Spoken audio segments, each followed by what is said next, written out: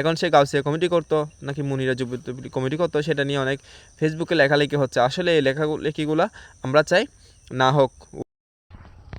মোট কথায় হাসান ভাই সবসময় মানুষের উপকার করতো,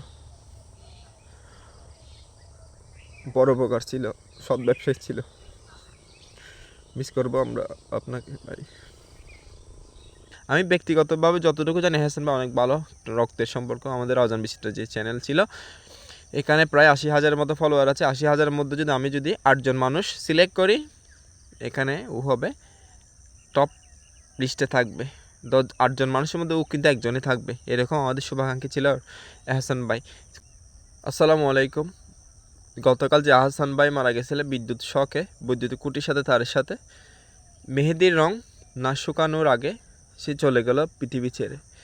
তো তার নববধূ 1 মাসের আগে তার স্বামীকে হারিয়েছে, মা বাবা হারিয়েছে, প্রিয় সন্তানকে। এখন প্রশ্ন হচ্ছে এহসান ভাই মুনিরিয়া যুবতী কমিটি করতো নাকি গাউসিয়া কমিটি করতো, সেটা হচ্ছে সবার মনে প্রশ্ন।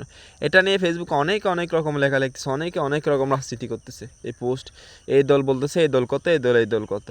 আমার প্রশ্ন হচ্ছে ও রাজনীতিকভাবে করতো বা কোনো দলের নাম ব্যবহার করে, কোনো কমিটি ইসলামিক কোনো সংগঠনের নাম ব্যবহার করে মানুষের কোনো ক্ষতি করেছে কিনা, কোনো ভালো কাজের কোনো নিউজের প্রতিবেদন করতে হলে আমাকে বলতো। আর সে যে গতকাল যে মারা যায় এর আগে কিন্তু একটা মানবিক পোস্ট দিয়েছিল ফেসবুক আইডিতে, আপনারা দেখবেন সে বিভিন্ন মানবিক কাজের সাথে মানবিক কাজের পোস্ট করতো, মানুষের বিপদে আপদে লাগতো। তো এটা আসলে মেনে নেওয়া না, একজন সুস্থ সবল এটা অনাকাঙ্ক্ষিত মৃত্যু। এটা যে কমিটি করুক না কেন সে মানুষের কোনো ক্ষতি করে না, সে পার্সোনাল ব্যাপার। এটা নিয়ে রাজনীতি করতেছে, লাশের সাথে রাজনীতি, এটা কীরকম আসলে বুঝে আসে না। এগুলো অবশ্যই দূরে থাকতে হবে।